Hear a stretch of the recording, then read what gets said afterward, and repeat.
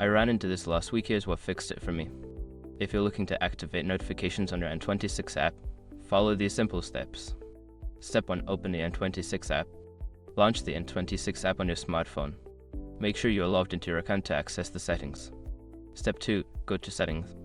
Once you're in the app, navigate to the Settings menu.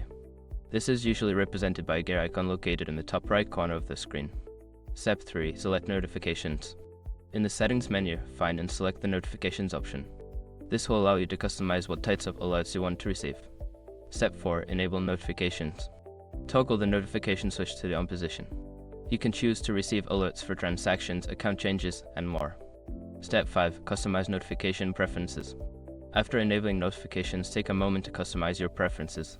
You can select specific types of notifications, such as spending alerts or promotional offers.